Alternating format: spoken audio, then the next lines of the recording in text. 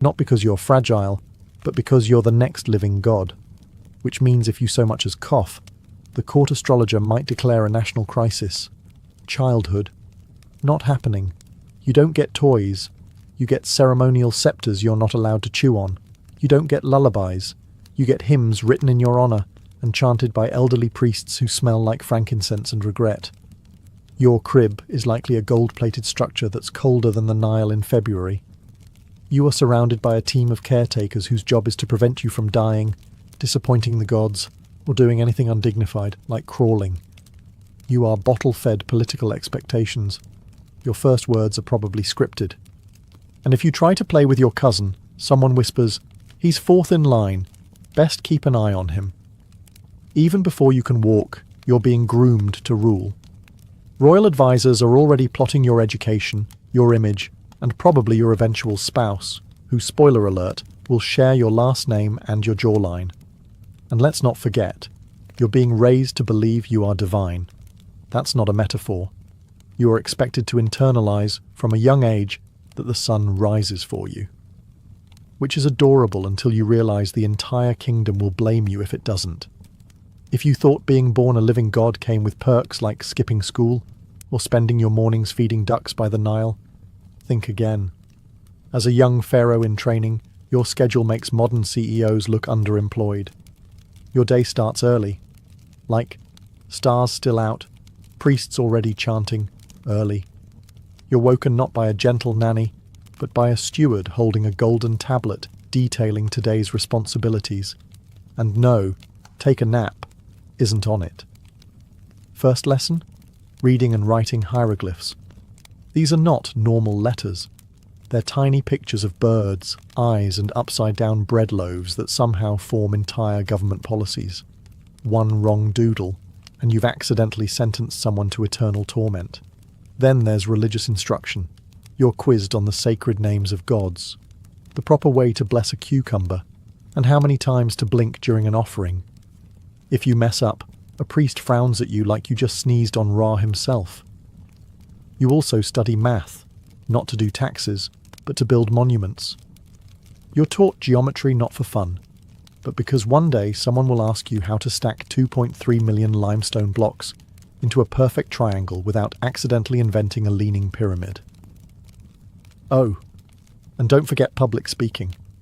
You'll have to give speeches to crowds that think you control the weather. There's no winging it, when your words might be interpreted as divine instruction. Say the wrong thing, and suddenly grain prices crash. Military strategy is next. You're 10. You've never even thrown a rock in anger, but now you're expected to know battlefield formations, river crossing techniques, and how to casually mention "smite the Nubians" in conversation. Philosophy? You don't get that. Instead, you're taught how to maintain Mayat, the sacred cosmic balance, which sounds poetic until you realize it means making sure crops grow, criminals don't rebel, and nobody insults the gods during flood season. All of this happens under the watchful eyes of tutors who are equal parts teachers, informants, and walking anxiety attacks. By the end of the day, your head is full of symbols, schedules, sacred laws, and just enough political paranoia to keep you up at night. In most childhoods, your friends are the kids who share snacks, toys, and a mutual desire to avoid homework. But when you're the future pharaoh, your friends are more like potential enemies wrapped in linen tunics. Every child you interact with is a political variable. That cheerful boy who races you through the palace gardens, he's the high priest's son, the one who always wins at board games, nephew of a general. And the girl you actually like talking to? Already betrothed to your cousin for dynastic stability. You're not surrounded by friends. You're surrounded by people with titles, bloodlines, and very nervous-looking parents. Everyone plays nice, but only because you're considered sacred and their careers depend on your favour. That's not friendship. That's networking. Even your tutors report back on your behaviour. Did you show signs of independence? Excellent. And also threatening. Did you question the rituals? Not excellent. And possibly heretical. Did you ask if your cousin could stop staring at you during lunch? Alarming, and definitely going in the scroll. Privacy doesn't exist. You can't sneak away for fun because fun is suspicious. If you disappear for 10 minutes, someone alerts the palace guard. You're divine after all, and the divine must not wander off unattended like a common farmer's goat. And heaven help you if you show favouritism. Invite one child to play sonnet, and 3 others write angry letters in pictograms. Say something kind to a noble's daughter, and suddenly there's a rumour you've chosen your queen. At age 9. So what do? You become guarded, polite, politically neutral. You master the art of laughing without meaning it and complimenting tunics you secretly hate. You learn to make every friendship seem equal, because if someone feels slighted, their family might conspire against you during breakfast. This is the royal version of no new friends. Not because you don't want them, but because any one of them might grow up to be your assassin, your rival, or worse, your brother-in-law. By now, you're not just a prince. You are, officially, divine. Not royalty divine, actual God-on-earth divine. The priests confirm it. The scrolls say it. And the people bow like you personally invented sunlight, which sounds impressive, until you realize nobody asked if you were ready for that kind of pressure. Every time you sneeze, someone declares it a message from the heavens.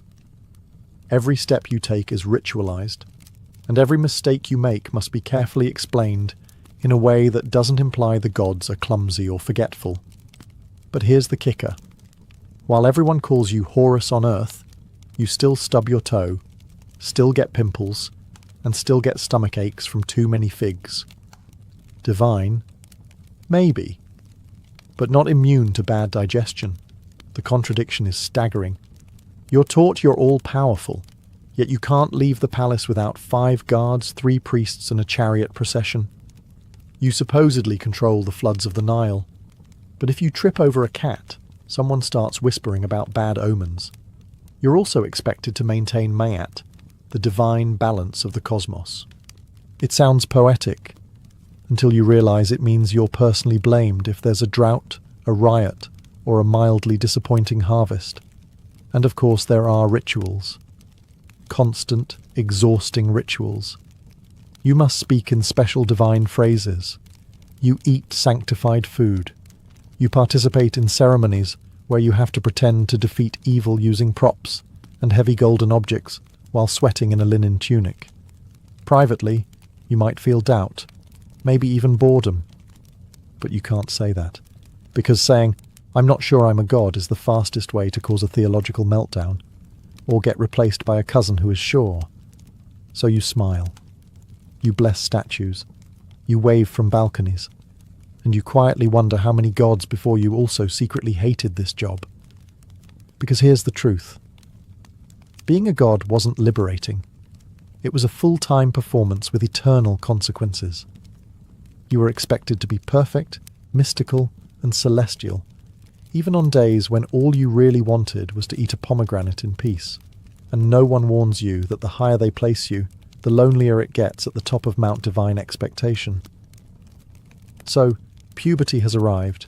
Your voice cracks, your body's changing, and just when things couldn't get more awkward, your advisors slide in with a scroll and a smile announcing, "It's time to choose a wife, preferably your sister." Yes, your sister. In the noble tradition of keeping the bloodline pure, a term that here means genetically risky, you're now expected to marry a close relative. Your aunt, your half-sister, your cousin. All perfectly acceptable options, according to dynastic politics and zero genetic counselors. Romance? Irrelevant. Personal preference? Not part of the ceremony. This is about optics. You're divine, she's divine, and nothing screams divine legitimacy like holding hands at your wedding with someone who also shared your wet nurse. Meanwhile, the palace is buzzing. Court officials are debating which relative is the least related, like it's a riddle from the gods. The priests are thrilled. The bloodline stays heavenly. The servants are placing bets. You're just trying to pretend this is normal. But it gets better. Because it's not just about marriage. It's about heirs. Fast. You're barely past your first chin hair, and already there's pressure to produce a mini Pharaoh to keep the line going. No pressure, kid. just all of Egypt counting on your awkward teenage hormones. And while all this is happening, you're expected to remain calm, composed, and ceremonial, because you're not just a husband. You're a symbol of order, fertility, and divine cosmic power, especially during rituals where you're paraded with your new bride, who, to remind you again, may also be your niece. In private, you might feel disgust, confusion, or just the overwhelming need to flee into the desert and scream into a sand dune. But expressing that would make you look unstable. So instead, you nod, you smile, you attend the banquet, you marry your sister, and you convince yourself that it's for the good of the realm. Because what's a little inbreeding when the fate of Egypt depends on you producing a suitably godlike heir who may or may not have 3 elbows? This is royal puberty, sponsored by genetics, politics, and denial. And the only thing more twisted than the family tree is pretending it's all completely divine. You've finally been crowned Pharaoh. Time to enjoy the glory, right? Not quite.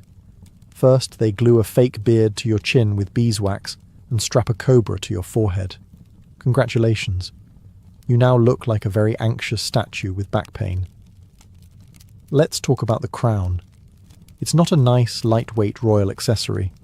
It's a solid, often dual-layered headpiece made of leather, linen, and sometimes actual metal. You're wearing symbolism. Heavy, sweaty symbolism. And you have to stand for hours while wearing it, in the sun, while priests chant things in your ear about the universe depending on your posture. The double crown is the real star here. It combines the red crown of Lower Egypt with the white crown of Upper Egypt, signifying that you rule everything, which is beautiful in theory and terrible for your neck. It feels like balancing 2 helmets and a houseplant on your skull.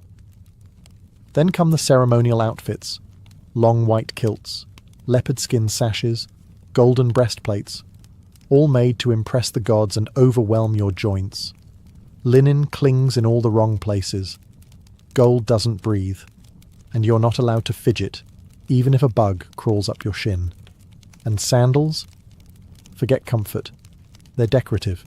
They're basically papyrus flip-flops that offer no arch support and remind you constantly that style, in ancient Egypt, came before circulation. But none of this is optional. You must look divine. Not comfortable on a chariot divine. Sculpted into eternal godhood divine. Even if you're sweating buckets, chafing in gold, and desperately trying not to faint into the Nile. Every outfit you wear, every colour you choose, every feather sticking awkwardly from your headdress has cosmic implications. The wrong symbol could offend a god. The wrong colour could signal political instability. The wrong hemline could accidentally summon a famine. No pressure. You are now part of a centuries-old fashion statement made for the gods, not for flexibility or airflow. And the only thing more exhausting than ruling Egypt is doing it while wearing 30 pounds of spiritual pageantry and pretending none of it itches. Your throne may be made of gold, but it's not ergonomic. And the only thing heavier than the crown on your head is the expectation that you wear it like you enjoy it. Being Pharaoh came with unlimited power and unlimited blame. You were worshipped as a living god, sure, but the moment something went wrong, the entire kingdom looked straight at you like you'd personally unplugged the Nile. Too much rain? Clearly, Pharaoh is unbalanced. Not enough rain. The gods must be punishing Pharaoh. Crops failing? That's your fault too. And if someone stubbed their toe on a temple step, well, that's probably because you angered Bastet by sneezing the wrong way during last week's ritual. You were the head of state, head of religion, and head of cosmic maintenance. If the sun didn't rise properly, people didn't assume bad weather. They assumed you forgot to pray hard enough. You had one job: keep the universe running smoothly. You also had no idea how to actually do that. And because of your divine status, you couldn't admit ignorance. I don't know why there's a plague of frogs wasn't a valid response. You had to either pretend you had a plan or make up a ritual on the spot and act like you meant to do it all along. Even your dreams were public property. If you had a bad dream, your court astrologers would gather, scribble furiously, and probably declare that a new temple needed to be built immediately. to protect Egypt from your subconscious. Got a headache? That's a national omen. Woke up late? An official scribe notes it down as a possible sign of apocalyptic imbalance. One sneeze too many, and a goat gets sacrificed just to be safe. And if things really went downhill, famine, uprising, plague, sandstorm, crocodile incident, the people didn't say, "Wow, nature is wild." They said, "Pharaoh must be weak." Or worse, maybe the gods want a new Pharaoh. So you walk around draped in gold, surrounded by incense, and flanked by bodyguards, all while quietly wondering if your citizens are building a new statue or digging a new tomb.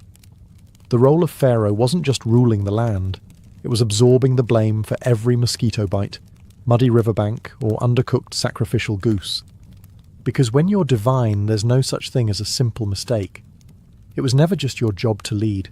It was your job to be perfect, and take the fall when the universe hiccuped. Being Pharaoh meant early mornings. Your wake-up call wasn't gentle. It involved ritual chants, burning incense, and a group of heavily perfumed priests quietly judging your posture. A normal person might start their day with coffee.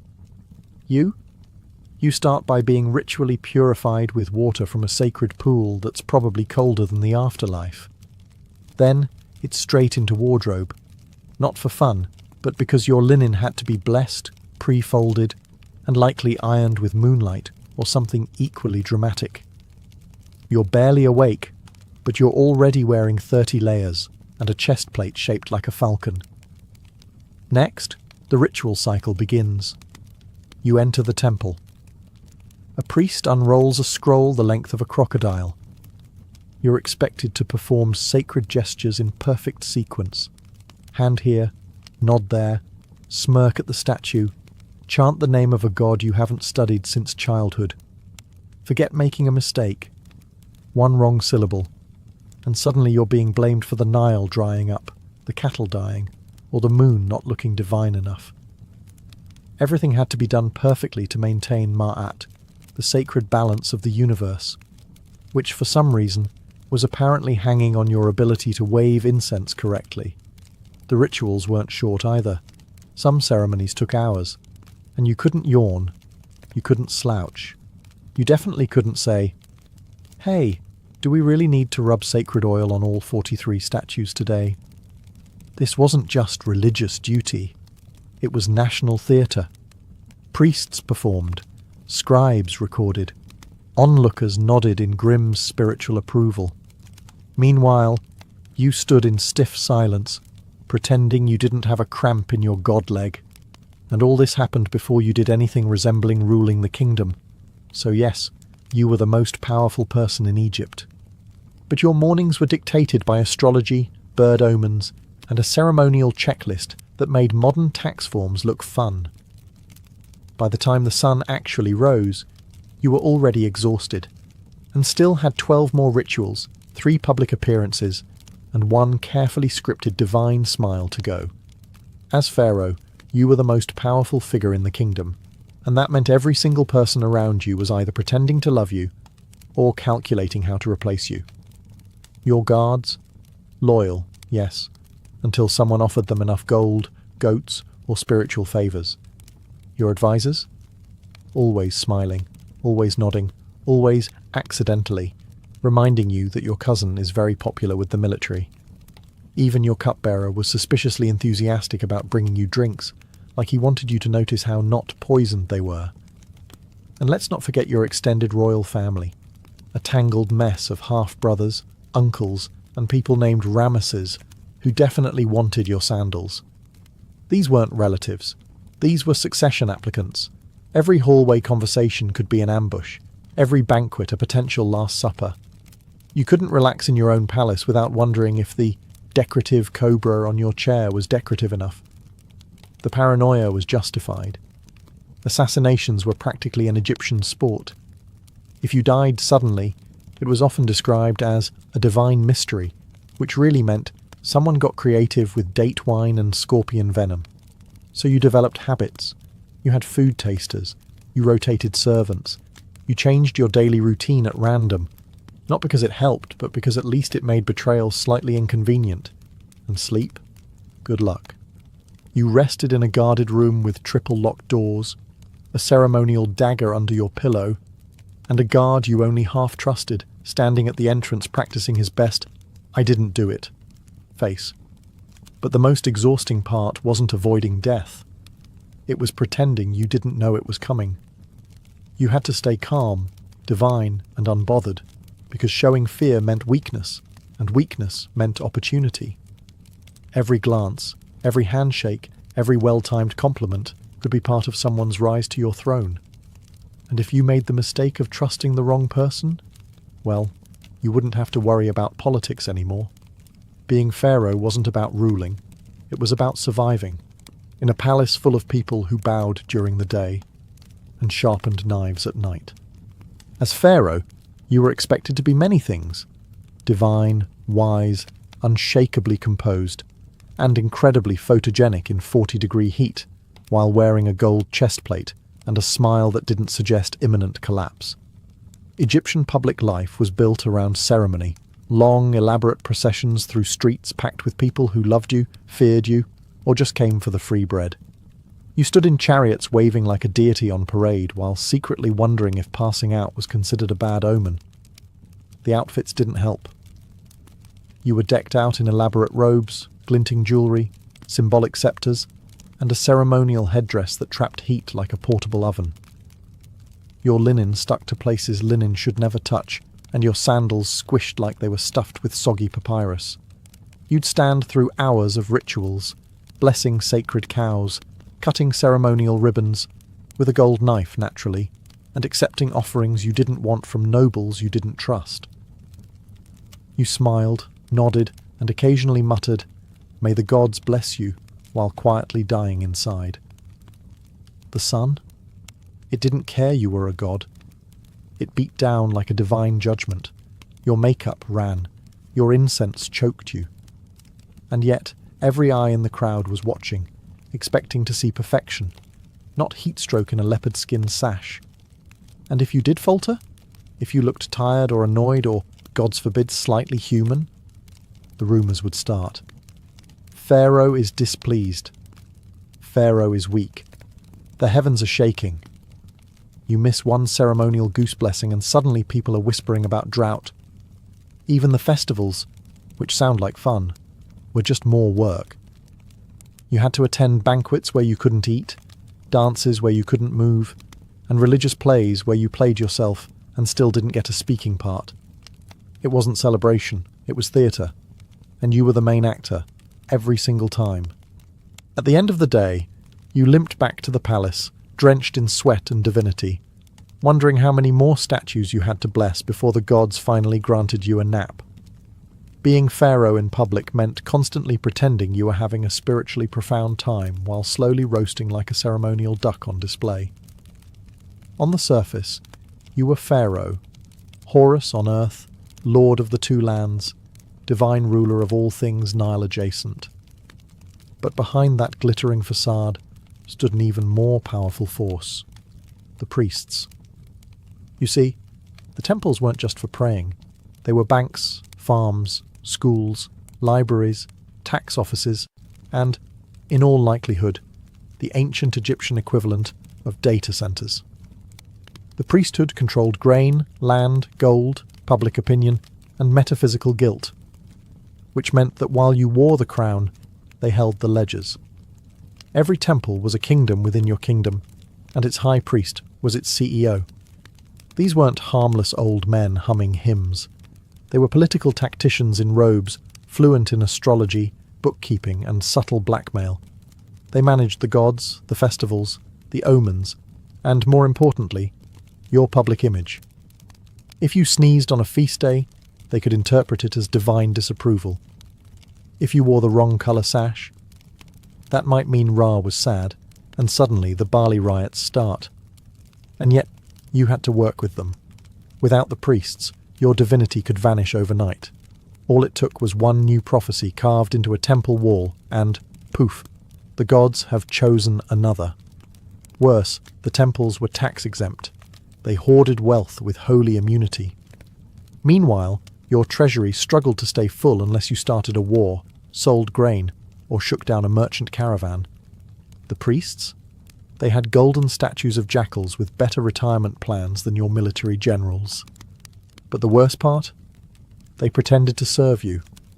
Pharaoh, we live only to uphold your divine will, they'd say, while quietly diverting resources, managing spies, and advising your enemies to try prayer, and also treason. You were the figurehead, the sunlit symbol, the living god, and they were the committee that decided how godly you were allowed to be this week. Mess with the temples and the nation rebels. Obey the temples, and you slowly become their mascot. It was a power struggle with incense and passive aggression, and the longer you reigned, the more you realized the gods might live in the heavens, but their accountants definitely lived at Karnak. In most families, drama means someone forgot a birthday or made a snide comment at dinner. In yours, it meant conspiracy, palace coups, and the occasional accidental crocodile pit incident. Because as Pharaoh, your biggest threat wasn't some foreign army. It was your own bloodline. You were raised in a palace full of siblings, cousins, uncles, and half-uncles, who all believed they should be sitting on your throne. Some were ambitious, some were delusional, all of them were dangerous. Succession? That was a nightmare. Egypt didn't have a firstborn gets everything rule. It was more like, whoever survives the most assassination attempts and secures priestly approval wins. Half the court spent their time trying to guess which of your sons might become the next pharaoh, and the other half tried to make sure it wasn't the wrong one. Your own children were groomed like racehorses. Each had factions, tutors, spies, and mothers whispering bedtime stories about how the gods always choose the most handsome heir. Subtle. Meanwhile, your brothers and uncles weren't content with being royal background characters. Every one of them had at least one general on speed dial, and a disturbing familiarity with accidental staircase tumbles. And of course, there were the queens. Yes, plural. You had multiple wives, often all living under the same roof, forming alliances and rivalries with the precision of political chess masters. One wrong glance at the wrong royal woman, and suddenly the kitchen staff is quietly replacing your wine taster. Palace life was like living in a really beautiful, overly perfumed cage where everyone was either your relative or your future usurper. And funerals? Oh, the drama. Every death became a suspicious death. Every illness, a potential poisoning. Every coughing fit, a topic of temple gossip. Even your own burial wasn't safe. Tombs were looted, names were erased. And your own loyal son might finish your pyramid and then immediately start carving over your legacy because he wanted a bigger one. Being Pharaoh meant that the people who knew you best were also the people who most wanted you. Removed. Politely. Permanently. It was a royal forest full of snakes. So, after a life of rituals, paranoia, heatstroke and family backstabbing, you finally die. You'd think you'd earned a break. But no. In Egypt, being dead didn't mean being done. It just meant you were about to become a full-time spiritual symbol and a part-time horror movie prop. The embalming process begins immediately. Your internal organs are removed, weighed, and politely stuffed into canopic jars, each one guarded by a funereal animal-headed deity, like a post-mortem Pokemon team. Your brain? Pulled out through your nose with a hook. Not because it's useless, but because tradition says so. Then you're stuffed with resin-soaked linens and natron salts until you resemble a sacred raisin in a very fancy bandage. Your body becomes a political relic, wrapped tighter than your palace tax scrolls. Next comes the coffin, or rather, coffins, plural.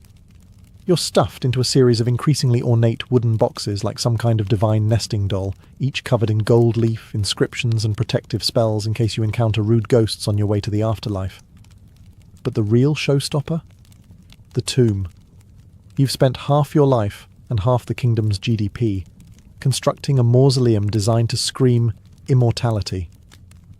Walls covered in instructions, prayers, and awkwardly drawn images of you smiting enemies who definitely aren't going to bother you in the afterlife. Unfortunately, your tomb also screams, "Please rob me." Despite curses, guards, and architectural misdirection, most pharaohs' tombs were looted within decades, sometimes hours, of being sealed. So while your priests were chanting prayers over your eternal spirit, local criminals were sprinting off with your gold-plated footrest. But the worst part?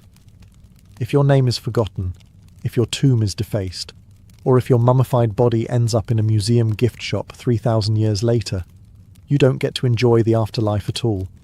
That's right. One bureaucratic oversight, and you're stuck haunting some poor archaeologist forever. You might have been king in life, but in death, you're museum bait, political currency, or a cautionary tale carved into limestone. And just think, you haven't even reached the judgment hall yet. For someone marketed as a divine being, you sure spent a lot of time in mortal danger. Being pharaoh wasn't just about building temples and posing for statues. No, it also meant leading armies. Personally. As in, grab your war chariot, strap on a bronze sword, and go smite some foreigners before breakfast. Your generals made the plans. The scribes wrote the propaganda. But you had to show up and pretend you weren't terrified. Because divine authority only worked if people saw you physically leading the charge, even if you had absolutely no idea how to hold a spear without looking like you were trying to pick up laundry. And forget hiding in a tent like some medieval king. You were expected to ride at the front of the formation, waving a ceremonial axe and shouting your divine catchphrase, usually something like, "The gods will crush you," while silently hoping the enemy didn't have better archers this year. Even if the battle went well, you couldn't win quietly. You had to return home with prisoners, loot, and enough severed hands to impress the temple accountants, all of which would be paraded through the streets while you smiled and tried to look both humble and terrifying. Lose the battle, though? That's a problem. A big one. Because pharaohs don't lose. If you got injured, humiliated, or, gods forbid, ran away, the priests might interpret it as divine displeasure, or worse, an excuse to replace you with someone who hasn't been cursed by defeat. So now you're stuck in a cycle. Raise taxes to fund a war, fight the war to protect your image, then build a monument to exaggerate the war in case people noticed you nearly died. It's expensive, exhausting, and extremely bad for your blood pressure. And here's the kicker. Even if you didn't want to fight, you often had no choice. Generals demanded it, advisors insisted. The gods sent a dream, or maybe the priests just ran out of things to do and decided it was smiting season again. You weren't just pharaoh, you were the marketing department for national military ambition, and if you didn't win, you'd better hope they bury you fast, because history isn't kind to divine war heroes who come home without trophies. After all the rituals, warfare, backstabbing siblings and linen-wrapped paranoia, you'd think history would at least give you a standing ovation. But no. The final insult of being pharaoh was this. Your legacy was entirely out of your hands. You could commission the grandest temple, carve your name on every obelisk, and bury yourself beneath a mountain of gold. But all it took was one jealous successor with a chisel, and poof, you never existed. Name erased, statues defaced, achievements reassigned to your great-nephew who ruled for 6 minutes and declared himself son of the sun and also super cool. Erasing names wasn't just pettiness, it was spiritual murder. In ancient Egypt, if no one spoke your name, your soul couldn't reach the afterlife. Which means you weren't just forgotten. You were trapped in cosmic limbo because your great-grandson wanted your pyramid budget. And even if they didn't erase you, they might just rewrite you. Suddenly, your disastrous battle becomes a glorious victory. Your mild-mannered personality? Upgraded to unquestionably heroic. That embarrassing crocodile incident? Omitted entirely. Future generations treated your legacy like a group project they didn't read the notes for. You were remembered not as who you were, but as what made the next guy look better. And for some pharaohs, the real humiliation came thousands of years later, when their carefully guarded tombs were discovered by archaeologists who immediately cracked them open, put their mummies under fluorescent lighting, and shipped their fingernails to museums. That gold sarcophagus you spent your life preparing? It's now a display case for elementary school field trips. Your royal toenail clippings are tagged, catalogued, and possibly available in the gift shop as keychains. You ruled empires. You were a god. And now you're a skeleton in a climate-controlled box, while tourists mispronounce your name and wonder if your curses are still active. So yes, you were the living embodiment of divine order, the chosen of Ra, the Lord of the Two Lands. And your greatest reward? Being slightly misrepresented by a travel blogger 3,000 years later. Harold Sigurdsson entered the world in the year 1015, screaming, we assume, into a kingdom already on fire. Norway was a battleground. His half-brother, Olaf Haraldsson, was fighting tooth and axe to unify the country under one crown. It wasn't going well. The nobles hated Olaf, the Danes wanted his head, and the old pagan traditions were cracking under the weight of Christian kingship. So baby Harold was born not into a cradle of comfort, but into a world of sword points, shifting alliances, and blood feuds. His family wasn't ordinary either.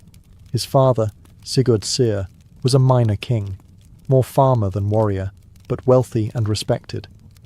His mother, Osta Gudbrandsdatter, was the political fire-starter of the family, ambitious, shrewd, and fiercely Christian. And most importantly, she was the mother of Olaf Haraldsson, soon to be St. Olaf. That made Harold a prince by blood and destiny, and a younger brother who would grow up watching a warrior king try to claw a country into unity. From the beginning, Harold wasn't treated like a child who might one day do something important. He was trained like a future chess piece in a game that was already bloody. By age 10, he could handle a sword. By 11, he knew how to ride, and by 15, he was riding into battle. Yes, 15. That was the year Olaf lost his throne to Danish invaders and returned from exile in 1030 to reclaim it. He gathered a ragged army of loyalists and marched to his doom at the Battle of Stiklestad. And guess who rode with him? Harold. Just 15 years old, Harold rode beside his legendary brother into the teeth of a superior army. No war paint, no glorious armour, just a teenager in chainmail, with too much idealism and not enough fear. The battle was a disaster. Olaf was killed. Harold, wounded and probably in shock, was forced to flee into the mountains with the scraps of the army. And from that moment on, Harold would never be a child again. He would be a fugitive, a survivor, and a man shaped by defeat. The Viking prince had entered the stage, not in glory, but in blood and retreat. This was not the end of Harold's story. It was just the prologue. After Stiklestad, Harold didn't disappear. He retreated. Wounded and grieving, he fled eastward, crossing the snowy spine of Scandinavia into the wide rivers and dark forests of Kievan Rus. To most Norwegians, that meant exile, but to Harold, it was a second chance. At the time, Kievan Rus was a rising powerhouse, Slavic, Norse, Byzantine-influenced, and ruled by Yaroslav the Wise. Lucky for Harold, Yaroslav had a soft spot for well-connected Viking royalty. Even luckier, Yaroslav's court was already crawling with Norse mercenaries. Harold fit right in. But this wasn't some cushy guest spot in a royal palace. Harold signed up to fight, and fight he did. Against raiders, steppe nomads, rebellious princes. Harold earned his scars and his silver. He impressed Yaroslav so much that he was given command of troops barely a year after arriving. He also may have fallen in love with one of Yaroslav's daughters, but we'll get back to that. The young Viking's reputation grew. He was tall, fierce, and clever with tactics. While most warriors charged headlong into battle, Harold flanked, feinted, and waited for his moment to strike. If you were under his command, you learned discipline. If you faced him, you learned regret. By now, Harold had matured into something far more dangerous than a desperate teenage prince. He was an operator, a warlord in exile, with no throne, no homeland, and no master. But Russ's wasn't where Harold planned to end his days. It was a forge shaping the iron. He wanted more. And so, in the late 1030s, Harold turned his gaze southward, to Constantinople. It was the richest city on earth, guarded by walls taller than most mountains back home, and filled with gold, politics, and endless war. The Byzantine emperor needed soldiers. Harold needed a kingdom. A deal was waiting. So he left Yaroslav's court and travelled to the city the Norse called Miklagard, the Great City. He wasn't going as a pilgrim. He was going to join the most elite mercenary unit of the medieval world, the Varangian Guard. This wasn't just a career move. It was an invasion of the Byzantine Empire, from the inside, and Harold was about to become one of the most feared swords in their arsenal. When Harold reached Constantinople in the early 1040s, he entered a world that made even the wealthiest Viking jarls look like peasants. The great city gleamed with domes, mosaics, silk and secrets. This was the beating heart of the Byzantine Empire, and Harold wanted a piece of it. He joined the Varangian Guard, an elite unit made up mostly of Norse and Anglo-Saxon mercenaries. Their job? Guard the emperor, fight his wars, and keep a very sharp axe handy in case things got political. Harold wasn't just another brute with a beard. He rose fast. His height, his cunning, and the sheer ferocity of his fighting style turned heads. He didn't just survive in Byzantium, he thrived. Over the next few years, Harold Hardrada became a living storm. He fought in Sicily against Arab rebels. He battled pirates in the Aegean. He marched through Anatolia, crossed into the Holy Land, and even reached as far as Jerusalem, where, legend says, he bathed in the River Jordan and made a vow to someday rule a kingdom of his own. But Harold wasn't just swinging a sword. He was watching, learning, plotting. Byzantine politics were a viper pit. Courtiers, generals and eunuchs all stabbing each other in the back with a smile. And while Harold couldn't out-scheme the palace elite, he could outlast them. He was there during multiple emperor swaps, civil unrest and shady palace coups, and through it all, he kept rising. He also got very, very rich. Spoils of war, bribes, gifts. Some say he even stashed treasure in Constantinople to collect later.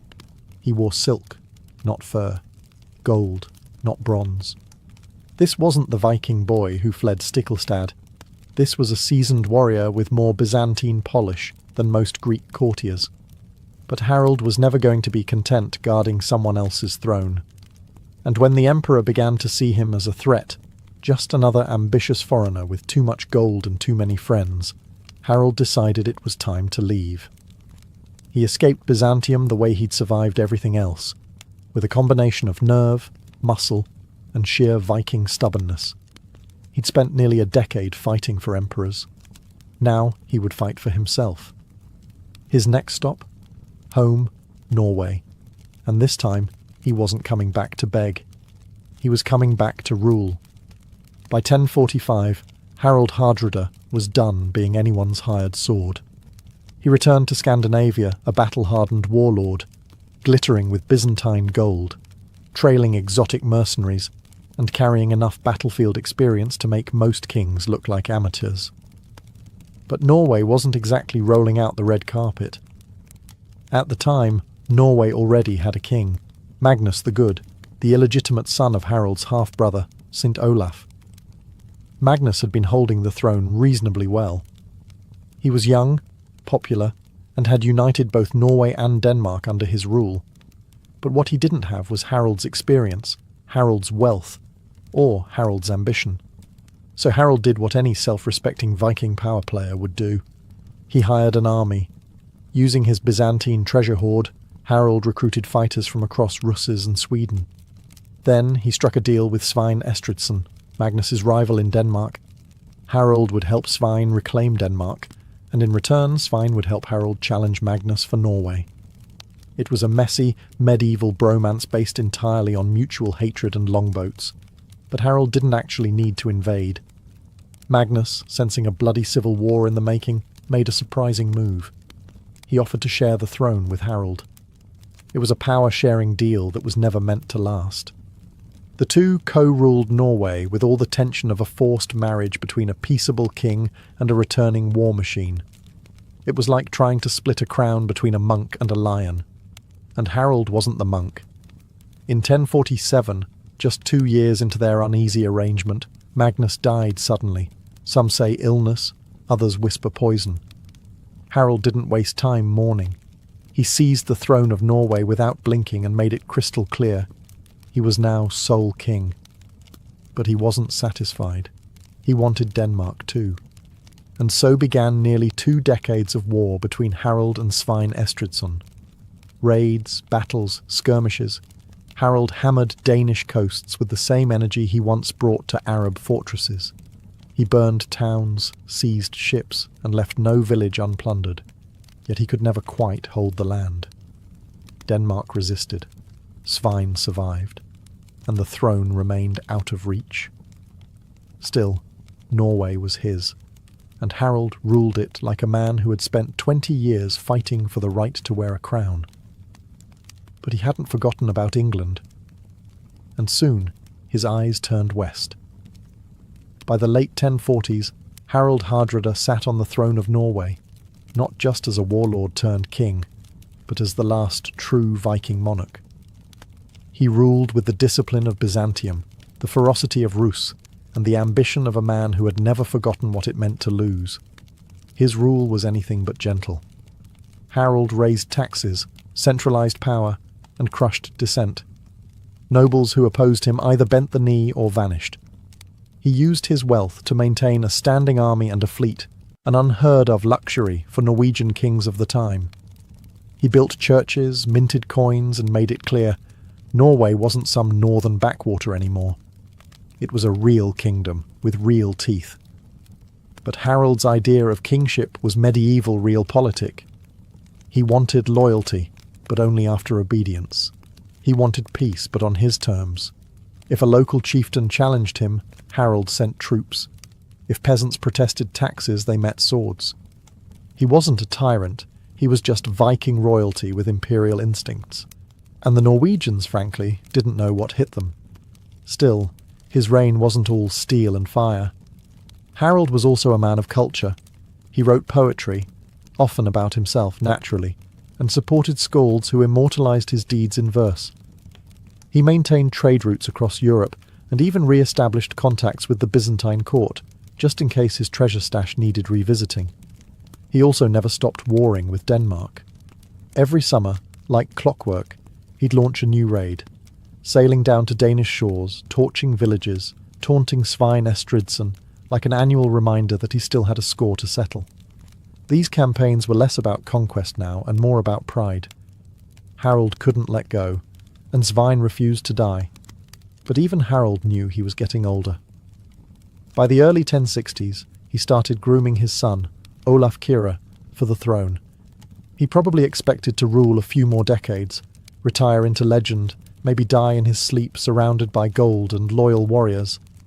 But then came 1066, the year England exploded into chaos. Edward the Confessor had died without an heir. Competing claims flooded in, and Harold, grey at the temples but still sharp as a spear, saw his last great chance. He didn't just want Norway or Denmark anymore. He was coming for England. 1066 wasn't just a year. It was the year. The kind that turns a king into a legend or a corpse. And Harald Hardrada, nearing 50, but still built like a bear, was about to roll the dice one last time. Edward the Confessor, King of England, had died childless. The throne was up for grabs. Harold Godwinson claimed it. William of Normandy prepared to invade.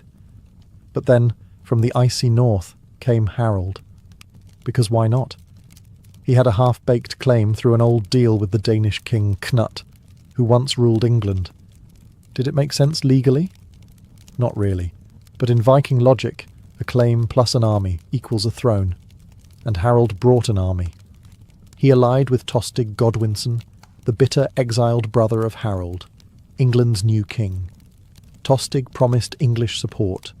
Harold promised steel. With around 300 longships and over 10,000 warriors, he sailed across the North Sea, just like Viking ancestors had done for centuries. Only this time, it wasn't a raid. It was a full-scale invasion. In September 1066, he landed near the Humber and advanced toward York. The English weren't ready. At the Battle of Fulford, Harold crushed a hastily assembled force under the northern earls. The gates of northern England opened. York surrendered. The old Viking magic was back. Harold was confident. This wasn't Byzantium's twisted politics or Denmark's stalemates. This was raw conquest. He set up camp at Stamford Bridge, demanding hostages from the region. And then, surprise.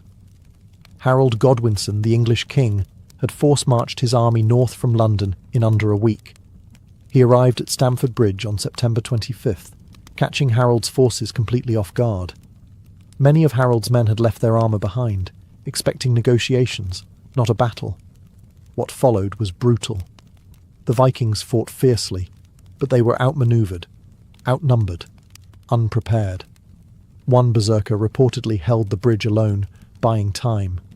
But even Viking courage had its limits. In the melee, Harold took an arrow to the throat.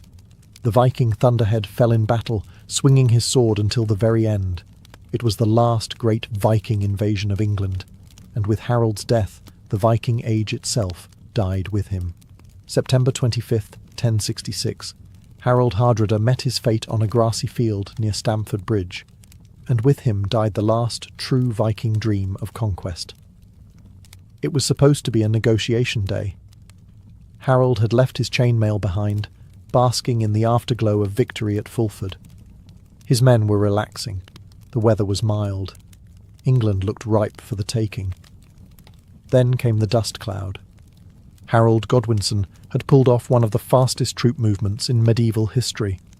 He and his army had marched nearly 200 miles in under 4 days. And they didn't arrive quietly. The English caught the Norwegians totally unprepared, scattered, and mostly unarmoured. What followed was not a battle. It was a slaughter. Still, the Vikings didn't roll over. They fought with the desperation of men who knew the North Sea was too far behind them.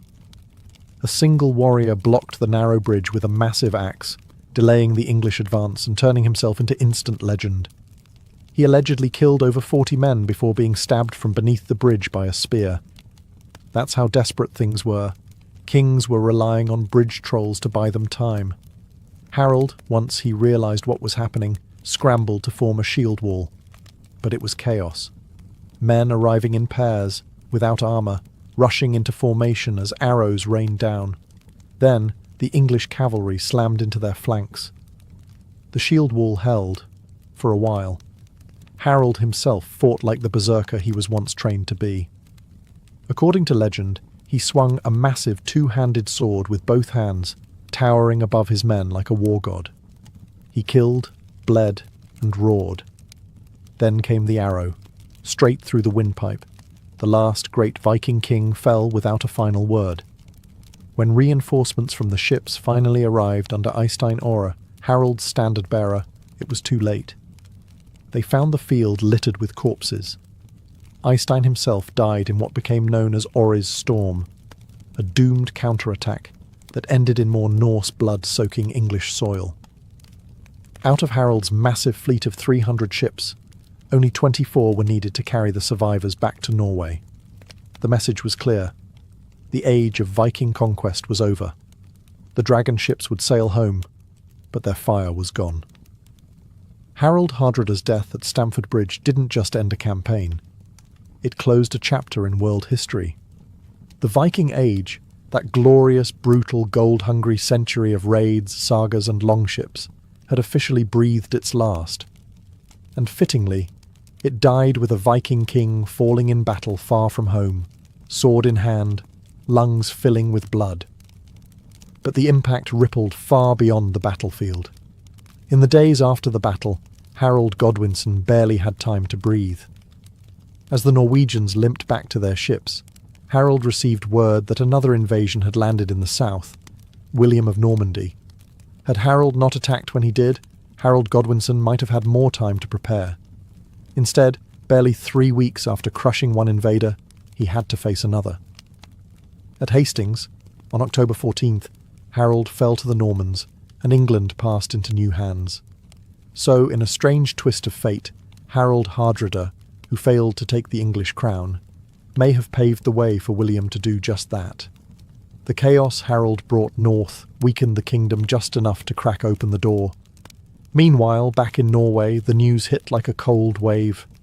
The once invincible Harold, hero of Rus, scourge of Byzantium, ruler of a proud kingdom, was gone. His son, Olaf Kyrre, took the throne. But Olaf wasn't his father. He was a quieter ruler, more interested in peace than plunder. Under his reign, Norway stabilized. The old Viking fire cooled into politics, trade, and Christianity. The longships were still there, but they stopped being weapons and became tools of commerce. No more berserkers charging monasteries, no more gods demanding blood on the beaches, no more kings with their eyes fixed west, dreaming of silver and conquest. The sagas would still be sung, but the men who inspired them were now ghosts. Harold's life was the Viking world's last great epic. From snowy Norway to the golden domes of Constantinople, from steppe skirmishes to English meadows, he embodied everything the Viking Age stood for: bravery, ambition, ruthlessness, and above all, motion. But after Stamford Bridge, that motion stopped, and the Norse world turned its gaze inward. The Viking Age had ended. The medieval world had begun. Harold Hardrada's death may have marked the end of the Viking Age, but his legacy was too large to be buried with him. Even centuries later, his story echoes through sagas, ballads, and history books like a battle horn across a fjord.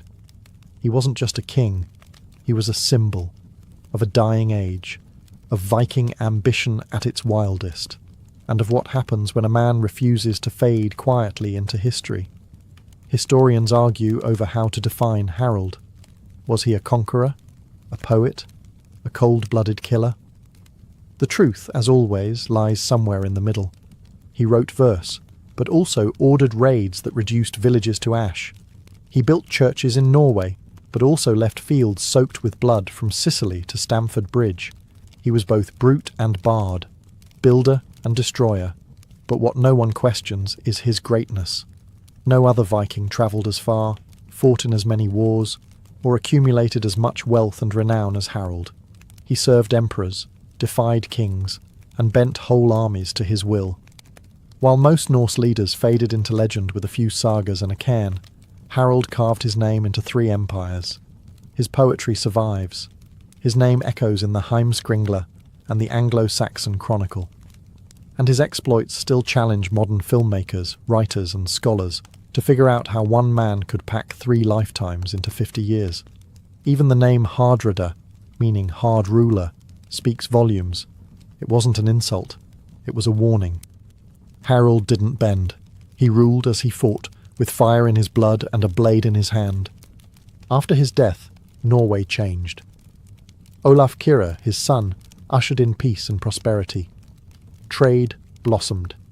The sword was sheathed, and the Viking era turned into memory. But Harold remained larger than life. In Norway, he became a national icon. In Iceland, a saga subject. In England, a cautionary tale. And in Byzantium, a ghost of the north who once stood guard over emperors.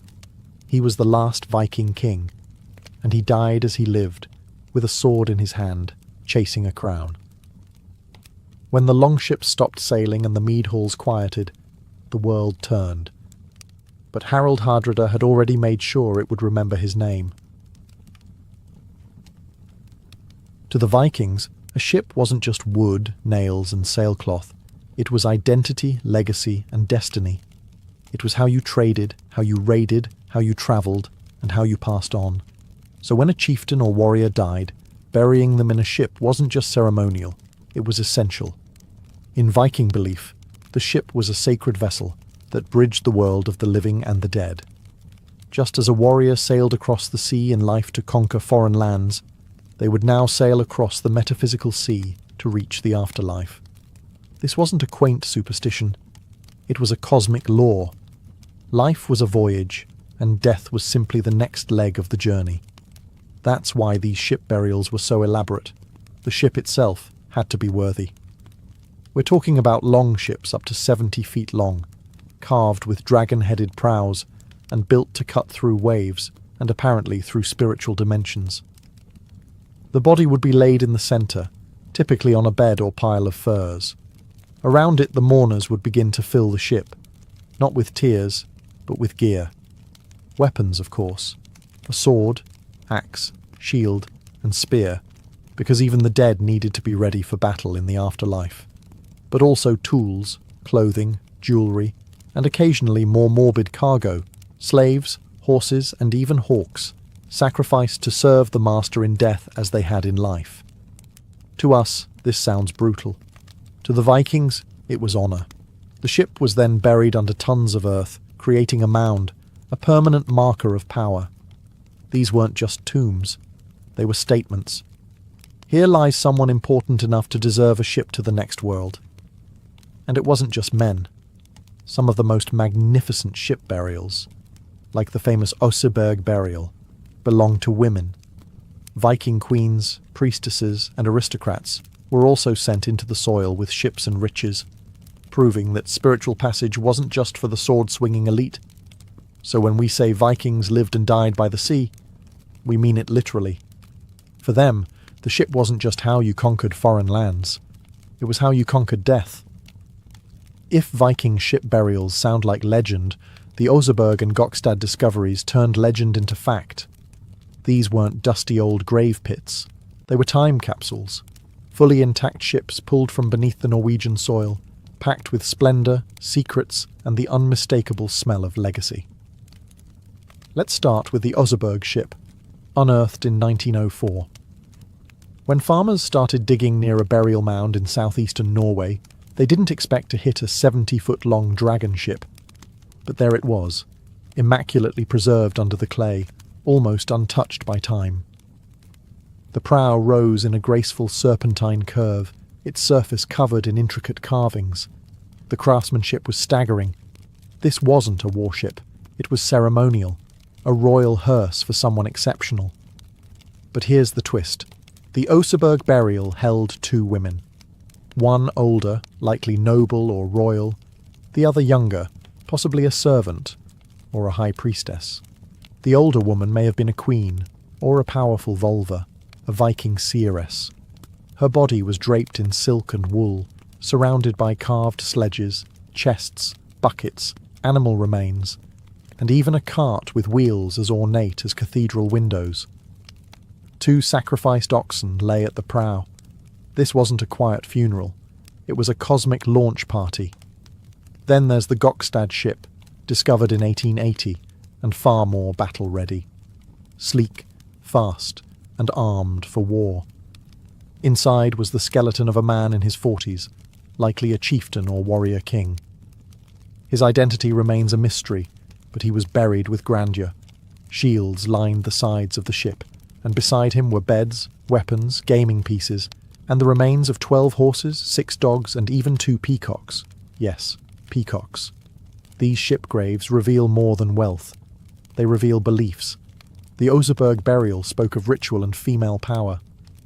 The Gokstad ship hinted at prestige, conquest, and global trade.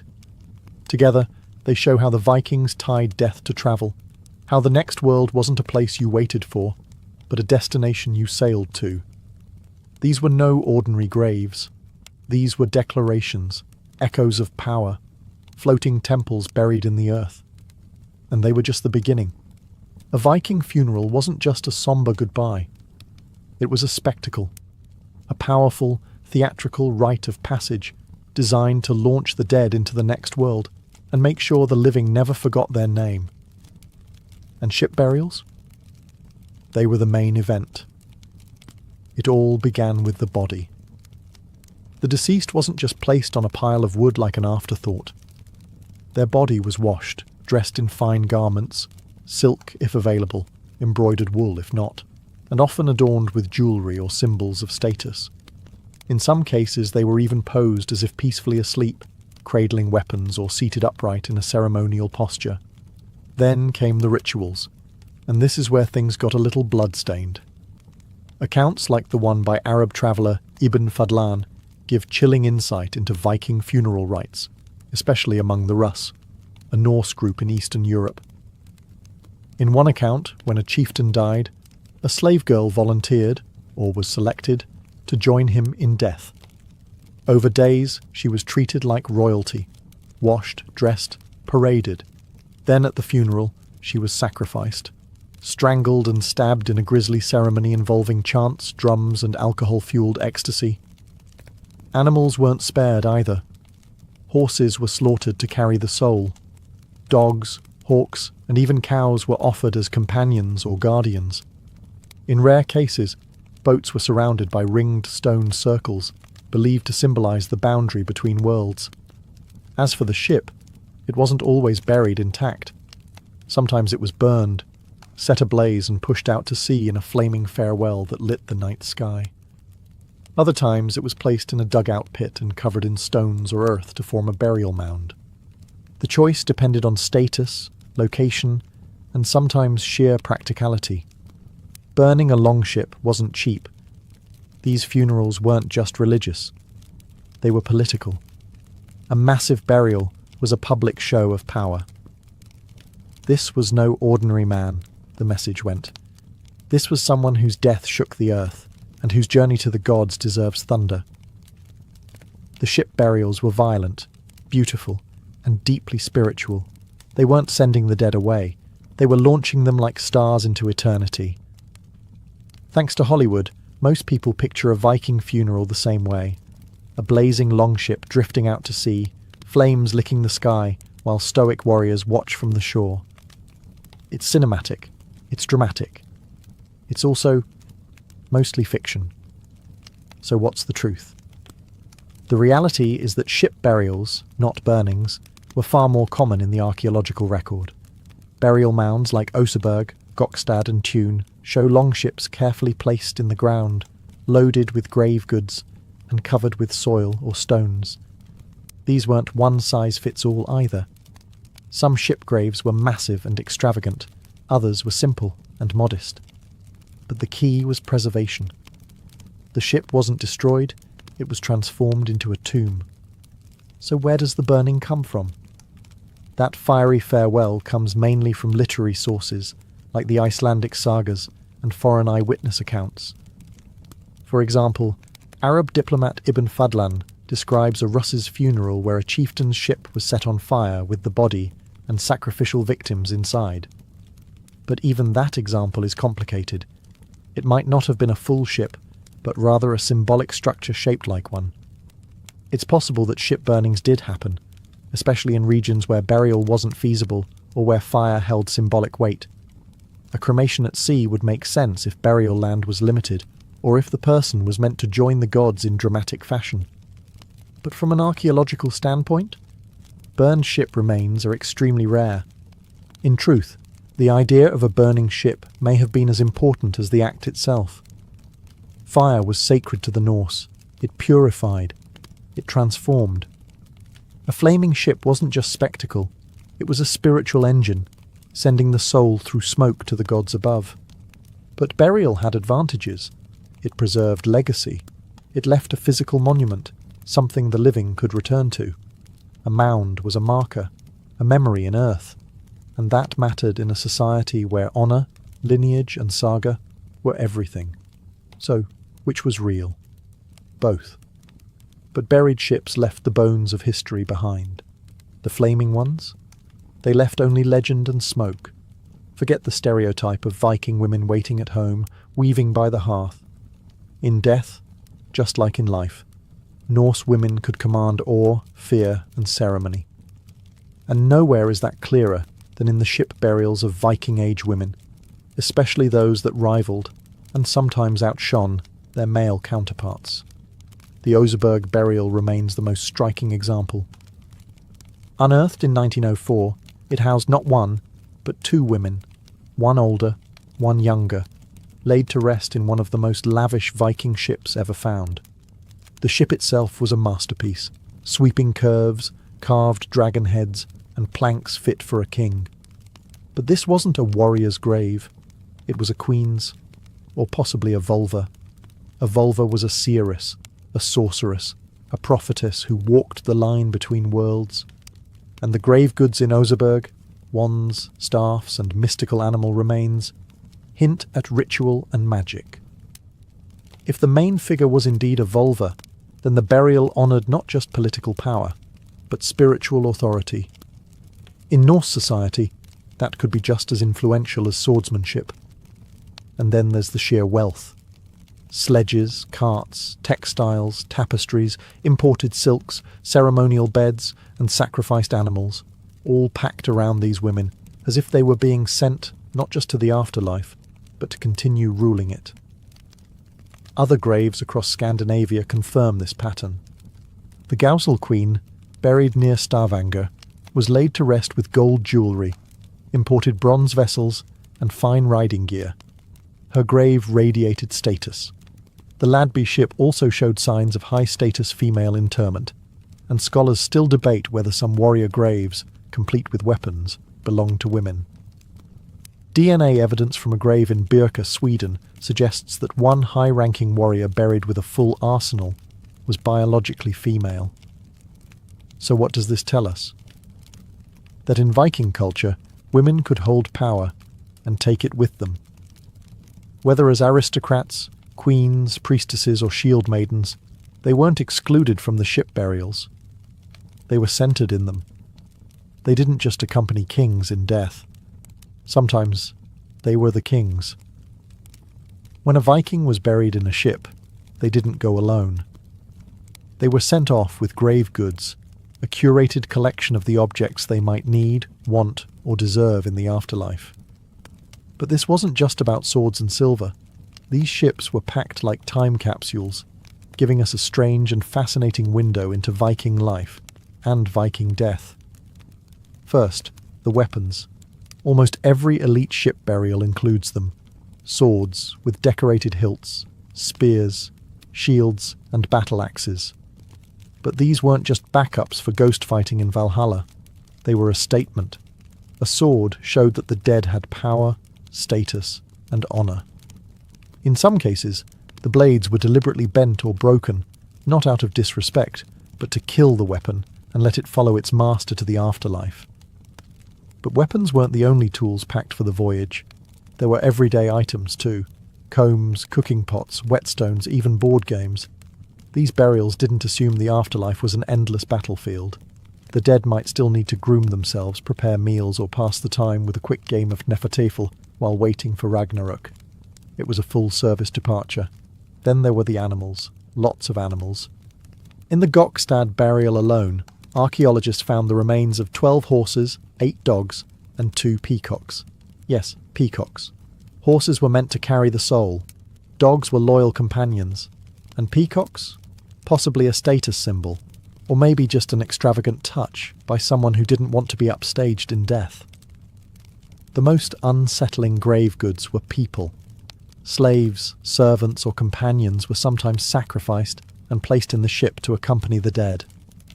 Whether they went willingly or not is up for debate, but their presence speaks volumes about Viking beliefs in duty beyond death. Everything in a ship burial was chosen deliberately. It told a story. This person was a warrior. This person loved fine clothing. This one had wealth. That one had power. Grave goods weren't junk. They were a final biography, written in gold, iron and bone. And once packed, sealed and buried, the ship became a floating home beneath the earth. While the image of a Viking ship burial often conjures up the fjords of Norway, these elaborate funerary practices weren't confined to a single region. From icy Scandinavia to the river valleys of Eastern Europe, Viking ship burials took on unique forms, each tailored to local traditions, terrain, and power structures. Let's begin with Norway, the homeland of the most famous ship burials like Oseberg and Gokstad. These were grand mound-covered ships buried with kings, queens, and nobles. Norway's rugged landscape offered excellent preservation conditions, allowing wooden ships and grave goods to survive for centuries. The focus here was on monumentality. large burial mounds and ships carved with mythic imagery.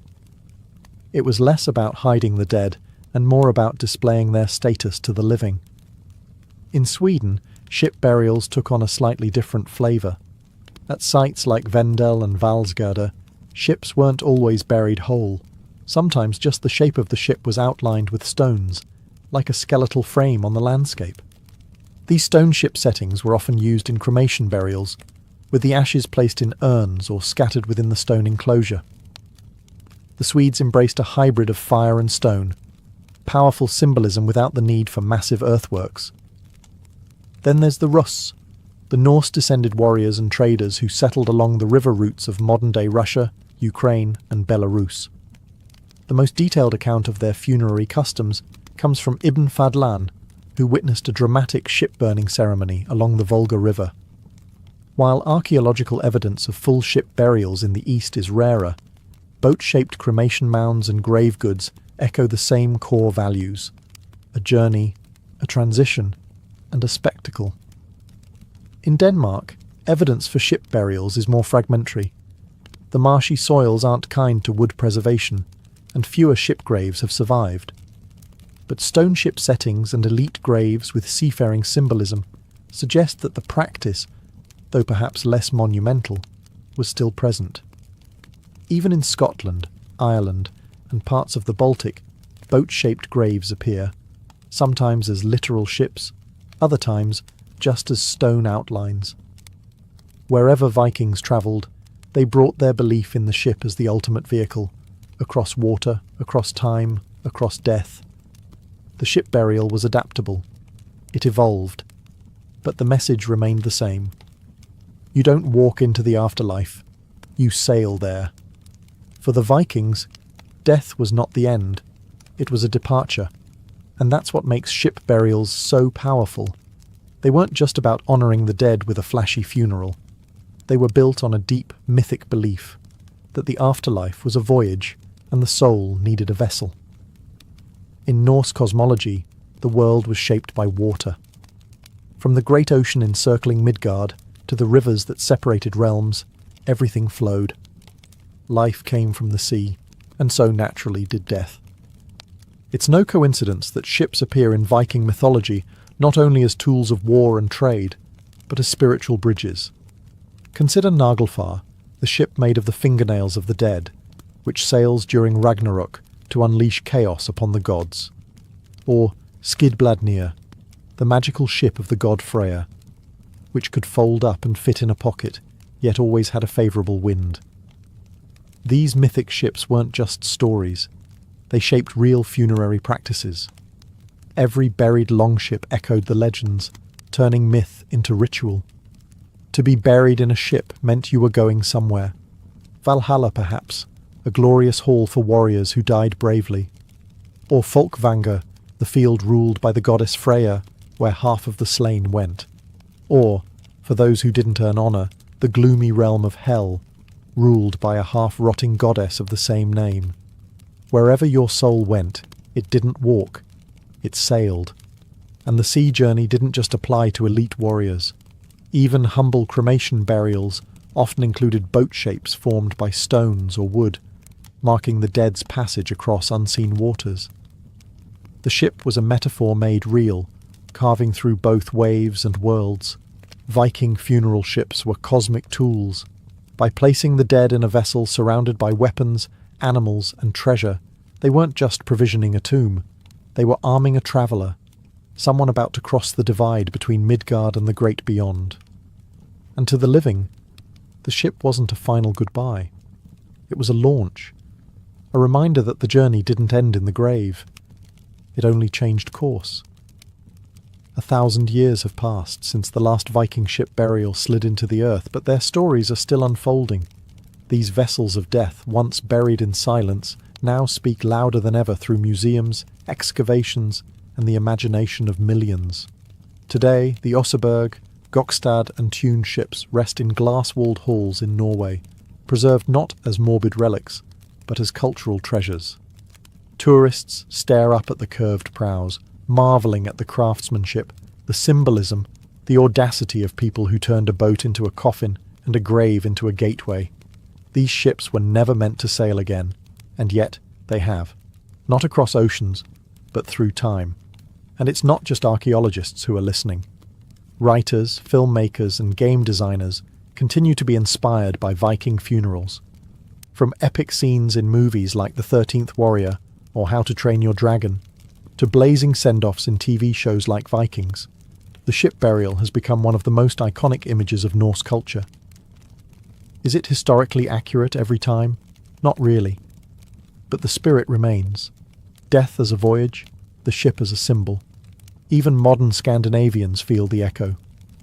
Some Viking descendants have requested ashes to be scattered at sea, or ceremonies modelled after ship burials. No slaves, thankfully, but still honouring that deep connection between the vessel and the soul. A few brave experimental archaeologists have even rebuilt burial ships, launching replicas on rivers and seas to understand the engineering and magic of the originals. What's truly remarkable is how much we've learned from the ships themselves. Their wood tells us about forests now gone. Their construction reveals knowledge of engineering rivaling that of the Mediterranean. And their grave goods, peacocks, silk, silver coins, map a Viking world far wider than just Scandinavia. The Viking ship burial wasn't just a funeral, it was a final performance. One last act in a life of war, trade, poetry and power. And even now, these ships are still performing, reminding us that the dead were once alive, that myth and memory are hard to separate, and that some vessels never stop moving. They just sail through different seas. Courtly love wasn't about marriage, procreation, or building a stable home. It was about longing, impossibility, and a strange blend of suffering and ecstasy. And by the 12th century, this concept had become so popular among the nobility that it actually developed its own unwritten rulebook, part seduction manual, part philosophical exercise, and entirely out of sync with reality.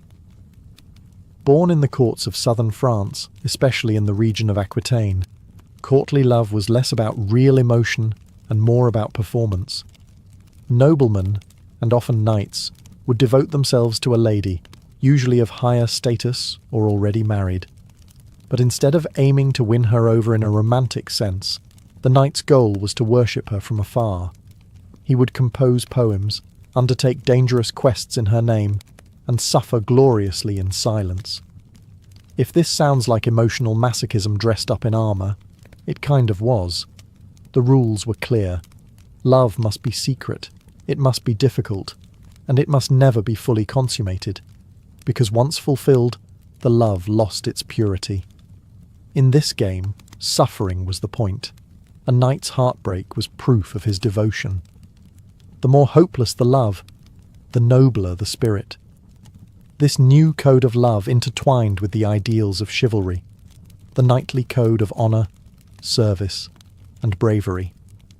A perfect knight was brave in battle and humble before his lady. Love wasn't a distraction from knighthood. It was a test of it. A knight who could endure heartbreak without breaking his vows or honour was the true ideal. And yet, courtly love was deeply hypocritical. While the knight composed flowery verses about his lady's golden hair and impossible grace, her marriage to a powerful nobleman continued undisturbed. And while the ideals emphasized restraint and virtue, history is littered with affairs, scandals, and even duels sparked by these supposedly platonic obsessions. Still, the idea caught fire. Poets, troubadours, and minstrels made careers crafting tales of knights who bled for love, ladies who wept for honour, and the eternal ache of desire unfulfilled. Real or not, the fantasy of courtly love reshaped how medieval Europe thought about passion, power, and gender. Love had become more than an emotion. It had become a code. Before Shakespeare or sonnets, there were troubadours, wandering poet-musicians who turned unrequited love into an art form, one lute note and heartbreak stanza at a time. These were not peasants singing about ale and harvests. They were often nobles themselves, well-educated, multilingual, and well aware of how dangerous and addictive it was to sing about another man's wife. The troubadour movement began in Occitania, in what is now southern France, during the late 11th and early 12th centuries. These performers composed songs in Occitan, a Romance language, and their subject was nearly always the same: unattainable love. A knight hopelessly enamoured with a noble lady, a lady trapped in marriage but worshipped from afar. It was all beautifully orchestrated misery. Troubadour songs weren't performed in smoky taverns, but in the great halls of castles. The audience? Lords and ladies who saw their own secret desires mirrored in the verses. A good troubadour could make a duchess blush with a single metaphor. A great one could start a scandal that lasted for generations. These poets developed a refined vocabulary of longing, fine amour, or refined love. It wasn't about lust, but about admiration, humility, and internal agony. Love, in their view, was supposed to hurt. The lady was always placed on a pedestal, near divine and untouchable. The man, often a knight or poet, would express his worth through service, suffering, and soul-bearing lyricism. Some of the most famous troubadours were actual historical figures: Geoffrey Rudel, who claimed to have fallen in love with a woman he'd never met; Bernard de Ventadorn, who turned heartbreak into hit songs; and Eleanor of Aquitaine, a patron of the arts who likely inspired many of these tales, and perhaps lived them too. Troubadours didn't just invent medieval love songs, they invented the idea that expressing love through art was noble, even holy. Their influence spread across Europe, giving rise to similar traditions in Italy, with the Dolce Stil Novo, Germany, with the Minnesingers, and eventually England. What they started was bigger than music. It was a cultural obsession that would define how love was written, sung, and mythologized for centuries. They didn't just perform for the court, they taught the court how to love. In the world of courtly love, the woman was everything: muse, judge, goddess, untouchable prize. She sat on a metaphorical and sometimes literal pedestal, worshipped by knights and praised in verse. But this glorification wasn't exactly empowering. It was flattering, yes, but also confining, idealized, and often impossible to live up to. The lady of courtly romance was typically noble, married, and out of reach. And that was the point. The more unattainable she was, the more pure the love seemed. Her beauty was described in impossibly poetic terms: skin like ivory, eyes like stars, hair like woven gold. But these women weren't described as real individuals.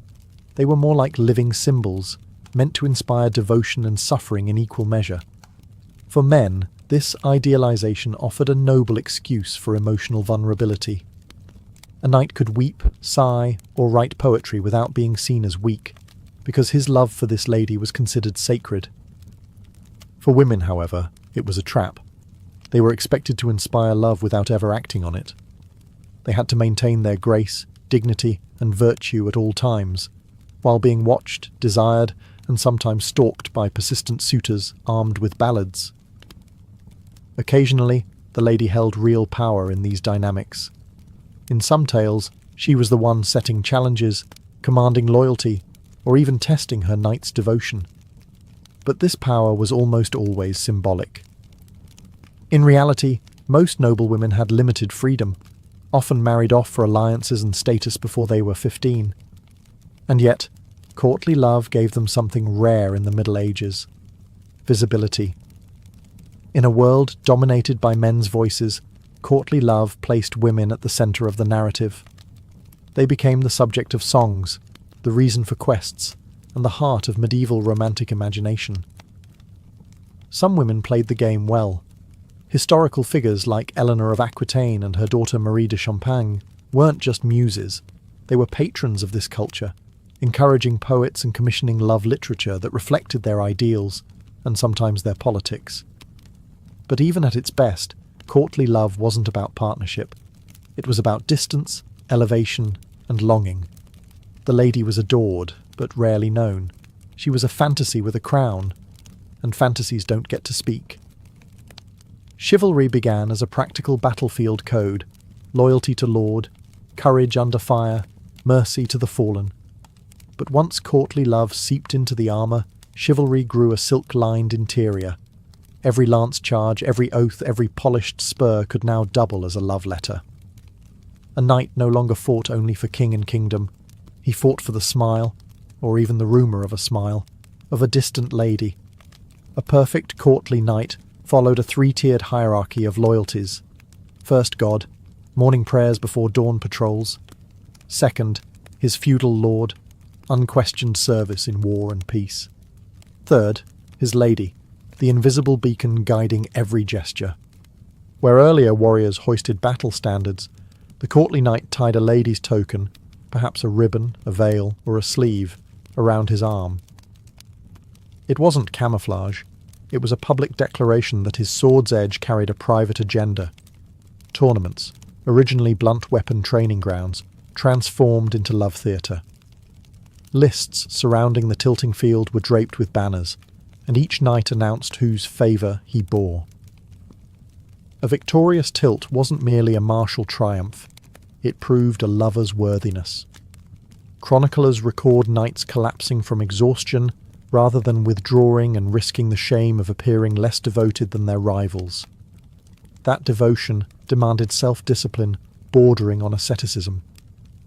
Manuals like Andreas Capellanus's De Amore preached that a true lover remained humble, courteous, and discreet.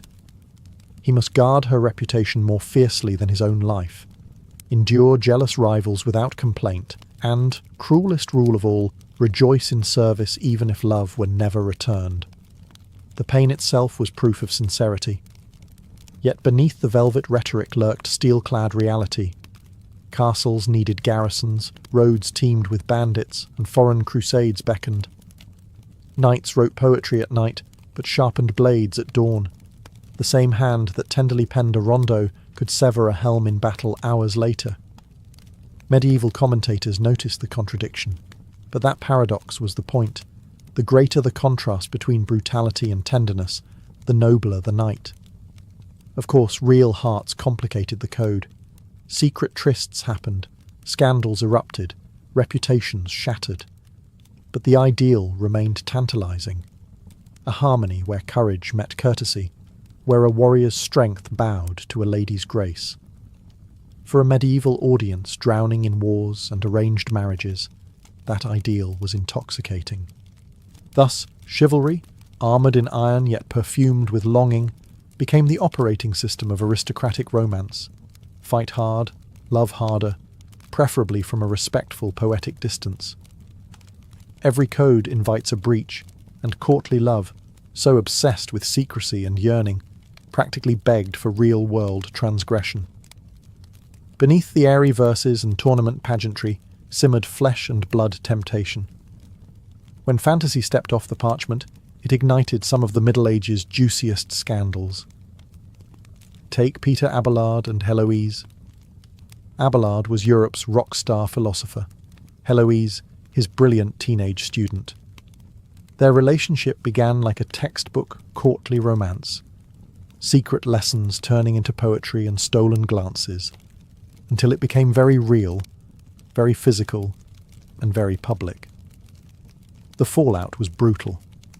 A furious uncle, a clandestine child, a forced marriage, Abelard's infamous castration, and both lovers ending their days in separate monasteries, composing letters that dripped equal parts theology and heartbreak.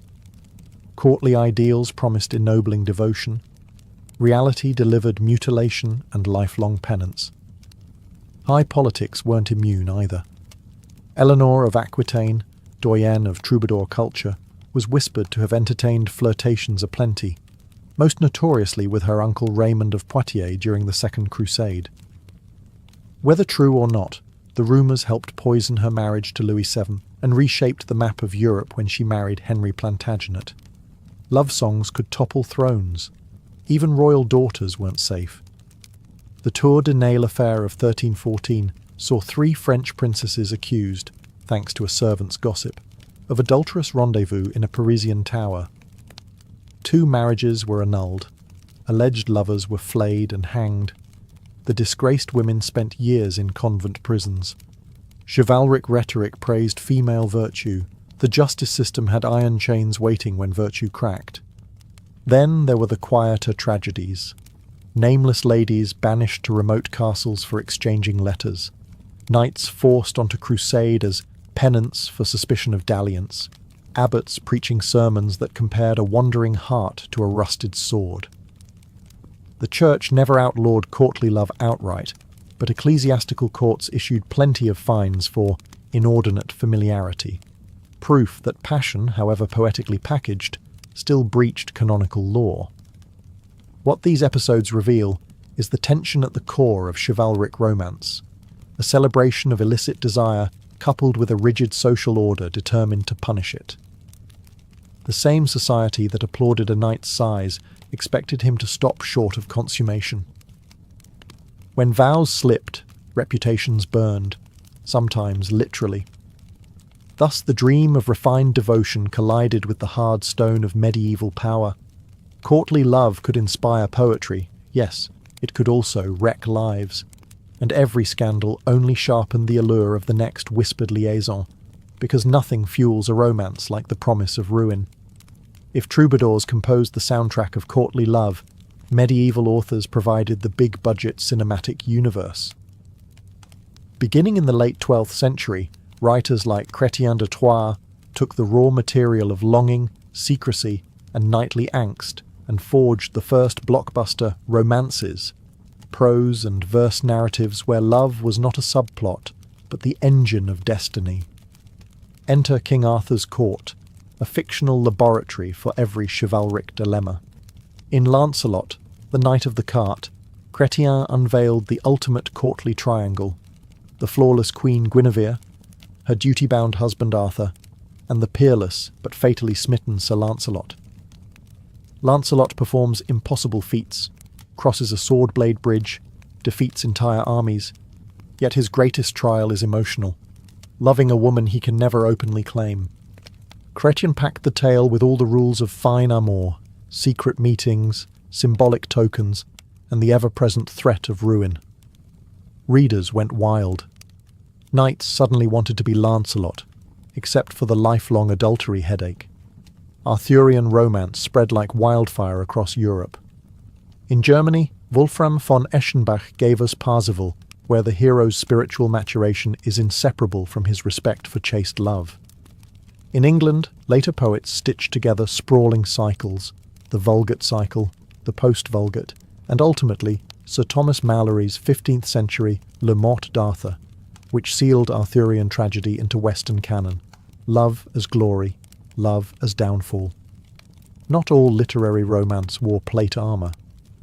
Around 1230, Guillaume de Lorris began The Romance of the Rose, an allegorical dreamscape where the beloved rose is locked inside a walled garden, and every courtly virtue, humility, courtesy, pity, takes human form.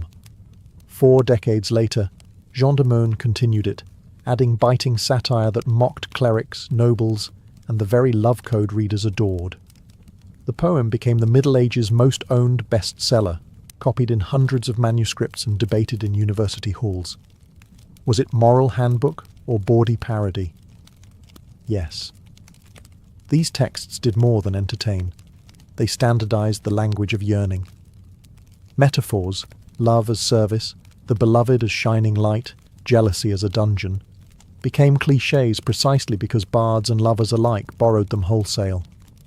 Even real courts used romances as etiquette manuals, how to bow, speak, flatter, despair correctly. Literary romance thus performed a sly double act. It celebrated the ideals troubadours praised, bravery for love's sake, while simultaneously exposing their contradictions. Fiction made courtly love feel grander than life and truer than truth, ensuring that generations who never met a troubadour still learned how to ache with impeccable style. Courtly love's perfume didn't reach heaven unnoticed. As troubadour refrains floated over castle walls, bishops smelled sulphur. How could a culture that exalted adultery, emotional idolatry, and carefully managed lust coexist with Christian teaching on fidelity and humility? Spoiler: it couldn't, at least not without a holy tug of war. Preachers struck first. By the early 13th century, sermon collections like Jacques de Vitry's Exemplar warned congregations of knights who rode to tournaments for a lady's ribbon and returned with a ticket to damnation. The Dominican Stephen of Bourbon labelled troubadours peddlers of vanity, whose songs corroded both chastity and social order. Moralists coined the term amour déraillé, disordered love, to separate proper marital affection from the poetic, fever-sweeping court halls. Ecclesiastical courts followed with fines and penances. A knight discovered exchanging love tokens during Lent might be sentenced to a barefoot pilgrimage or forced to fund church candles, a literal fee for flaunting figurative fire. Confessors' manuals advised priests to grill penitents about clandestine liaisons, suspicious poetry exchanges, even excessive daydreaming. Desire itself became a taxable offence, payable in prayers. Yet repression was complicated by patronage. Many great patrons of love poetry, Eleanor of Aquitaine, Marie de Champagne, Blanche of Castile, were also enthusiastic benefactors of monasteries and cathedrals. Bishops condemning courtly verse on Sunday might dine with a poetry-loving queen on Tuesday. Excommunication, therefore, remained mostly rhetorical. Social capitulation proved more pragmatic. Some clerics tried jiu-jitsu instead of censure. Andreas Capellanus's De Amore, commissioned, legend says, by Marie de Champagne, presents 31 rules of love, only to conclude with a chapter advising readers to renounce the whole system as sinful folly. The treatise functions like a carnival mirror, reflecting courtly ideals so precisely that they reveal their own absurdity. Moral commentary disguised as manual. Satirists piled on. The Roman de la Rose, especially Jean de Meun's continuation, portrays courtly seduction techniques as both entertaining and morally bankrupt. Jealous husbands appear, nurses peddle tricks, and the heroine's virtue is finally breached. The poem became university study material, proof that laughter could wound deeper than anathema. Despite all this pushback, courtly love survived because it offered something sermons rarely did: emotional drama. People don't abandon theatre for lectures. The church slowed the fever, trimmed its excesses, but failed to excise the desire to desire. By the 14th century, moralists still thundered, but troubadour DNA had already mingled with European culture. Cupid, slightly chastened, kept strumming, just softer, and with one wary eye on the pulpit. By the mid-14th century, the glitter on courtly love was flaking. Wars, plagues, and new money blurred the tidy hierarchies that had once made longing from afar feel fashionable. Knights were now hiring themselves out as mercenaries, troubadours competed with itinerant jongleurs, and Europe's mood, ravaged by the Black Death, tilted from silk and sighs towards sackcloth and survival. Yet the old language of love did not vanish. It mutated into something subtler: courtesy. Courtesy books, such as The Book of the Courtier, 1528, by Baldassare Castiglione, repackaged chivalric poses for Renaissance courts. Instead of bleeding under a lady's window, the polished courtier displayed sprezzatura, effortless grace, through dancing, witty banter, and lightly veiled admiration. Yearning remained, but desperation became gauche. Love was still a game. The rules simply swapped chainmail for velvet doublets. Literature mirrored the shift. Geoffrey Chaucer's Troilus and Chryseid, c. 1385, presents lovers trapped between courtly ideals and brutal fate. Troilus worships with textbook devotion, yet politics and plague break the fantasy. Later in the Canterbury Tales, Chaucer pokes fun at knights whose rhetoric outshines their ethics, signalling that audiences now found equal pleasure in parody. Printing presses amplified change. Where hand-copied romances had circulated among elites, cheap chapbooks spread love templates to merchants and artisans. Ballads about the nut-brown maid or Sir Aldingar condensed centuries of chivalric angst into compact, hum-along tragedies. Love talk became mass culture, less refined, more democratic, and increasingly coloured by earthy humour. Meanwhile, real politics complicated flirtation. In France and Burgundy, courts of love, mock tribunals where ladies judged amorous disputes, gradually faded as central monarchies grew wary of aristocrats using romantic pageants to forge cliques. Kings preferred loyalty oaths over love odes, yet vestiges endured. Tournaments kept awarding ladies' favours. Young nobles still learned lute chords to serenade balconies. Heraldry manuals maintained that a knight might bear a heart aflame on his shield for a maiden's honour. Even the emerging genre of Valentine's Day poetry, first recorded in the 15th century, echoed courtly vocabulary of service, secrecy, and sweet pain. Thus, courtly love never truly died. It shed its armour, slipped into silk, and strolled into the Renaissance disguised as refined etiquette. The dream of ennobling desire proved too intoxicating to abandon, so Europe rewrote the script, softening its tragedies and selling its tropes to every social stratum. Love was still a ritual. The stage sets just changed. Courtly love faded as a social practice, but its DNA threads through Western romance like gilt ink on vellum. When the Renaissance traded chain mail for satin, Petrarchan sonneteers simply recast the unattainable lady as Laura, and Shakespeare turned the trope inside out, making Juliet equal partner to her awestruck Romeo. The suffer-in-silence ideal morphed into the grand gesture, balcony speeches, secret letters, roses tossed beneath moonlit windows, medieval rituals in Elizabethan costume. The Enlightenment mocked chivalric excess, yet still prized sensibility, the sweet ache of unspoken longing.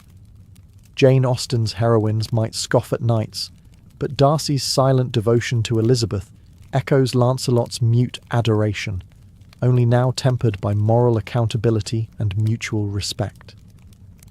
Romantic-era poets cranked the pathos to 11. Byron's She Walks in Beauty would feel perfectly at home recited before a 12th century duchess. Victorian etiquette manuals re-weaponized courtesy.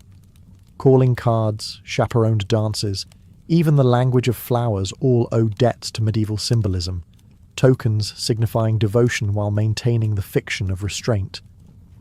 When the industrial city replaced the castle, love still required choreography, and society still judged lovers by their mastery of coded signals. Cinema inherited the pageant. Silent film swashbucklers wooed damsels with swordplay and soulful stares.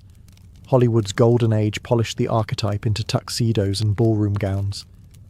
Every rom-com that hinges on a single kiss after 90 minutes of tension is reenacting the central premise of courtly love. Anticipation is sweeter than consummation. Even superhero sagas keep the flame alive.